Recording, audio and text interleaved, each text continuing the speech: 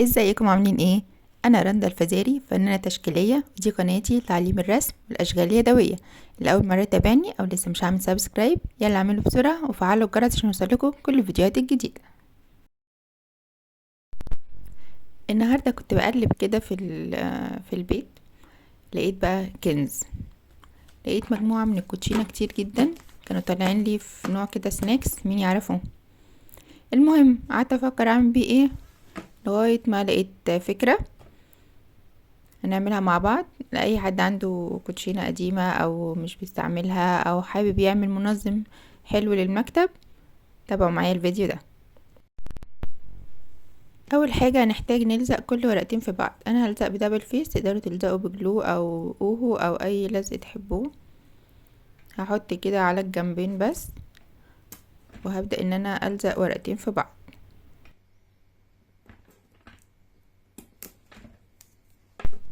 اهو حطيته كده بالشكل ده. بصوا استنوا عشان الكاميرا مزغلله. اهو هبدأ اقشره، اللي مش عارف الدبل فيس ده بيبقى لازق بيلزق من ناحيتين. اهم حاجة ان احنا نحط الورقة التانية مظبوط جدا عليها بنفس المقاس كده، عشان يبقى كله شبه بعض وكله الشكل في الاخر شكله نضيف وكويس. هنعمل بقى من دي كتير قوي. وبعد كده هنبدأ ناخد كل 3، طبعا كل 2 ملزوقين في بعض، هناخد كل 3 ونلزقهم في بعض بالسولوتيب او بالتيب الشفاف، عشان لو حد مش عارف اسم السولوتيب. هنلزقهم كده كل 2 في بعض. تمام، هنلزق ال3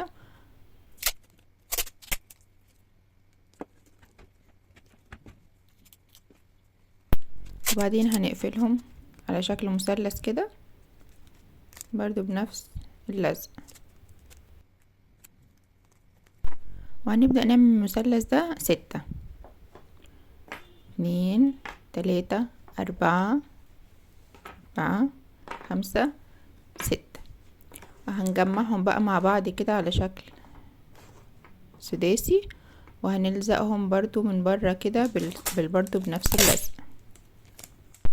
ممكن في المرحلة دي تدبسوهم بالدباسة، بس هو اللزق بيبقى احلى وشكله اجمل كده ومش بيبقى باين. وهنحتاج برضو من نفس اللي احنا لازقينه في بعض، وهنبدأ نقفلها من فوق كده. انا هوريكم اول واحدة.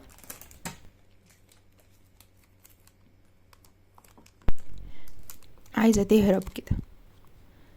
المهم هنلزقها، وهنحتاج فوق عشان نقفل كل السطح ده هنحتاج 7 اهو كده، 2 3 4 5 6 والجزء في النص 7.